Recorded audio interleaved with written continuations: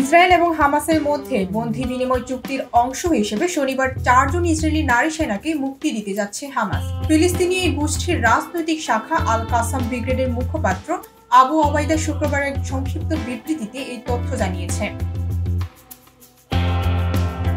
ওবায়দা বলেন, 2025 সালের 25শে জানুয়ারি শনিবার 4 জন ইসরায়েলি নারী সৈন্যকে মুক্তি দেওয়া হবে। এরা হলেন কারিনা আরিয়েভ, দানিয়েল গিলবোয়া, নামা লেভি এবং নিরি আলবাব। এদিকে ইসরায়েলের প্রধানমন্ত্রী বেনিয়ামিন নেতানিয়াহুর কার্যালয় এই খবরটি নিশ্চিত করেছে। নেতানিয়াহুর কার্যালয় থেকে বলা হয়েছে, শনিবার হামাস যেসব জিম্মিদের মুক্তি দেবে তার একটি তালিকা মধ্যস্থতাকারীদের কাছ থেকে পেয়েছে ইসরায়েল। হামাসের পাঠানো এই তালিকার বিষয়ে পরে বিস্তারিত জানানো হবে। এর আগে 19শে জানুয়ারি গাজা উপত্যকার যুদ্ধবিরতি কার্যকর হয়। যুদ্ধবিরতির প্রথম দিনে হামাস 3 জন ইসরায়েলি জিম্মিকে মুক্তি দেয়। তার পরিবর্তে ইসরায়েলি কারাগার থেকে 90 জন ফিলিস্তিনি বন্দী মুক্তি পান।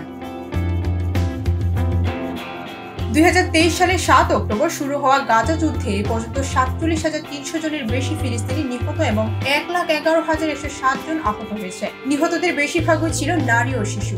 এছাড়া 11,000-এরও বেশি মানুষ নিখোঁজ রয়েছে। 19শে জানুয়ারি থেকে যুদ্ধবিরতি চুক্তি কার্যকর হলেও চুক্তির অন্যান্য ধাপ যেমন বন্দী বিনিময়, স্থায়ী শান্তি এবং গাজা থেকে ইসরায়েলি বাহিনী প্রত্যাহার এখনো বাস্তবায়িত হয়নি।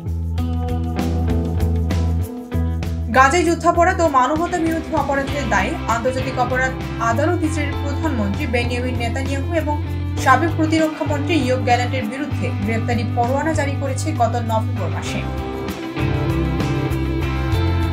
এছাড়া গাজায় গণহত্যার অভিযোগে 2023 সালের ডিসেম্বরে আন্তর্জাতিক বিচার আদালতে ইসরায়েলের বিরুদ্ধে মামলা করেছে দক্ষিণ আফ্রিকা।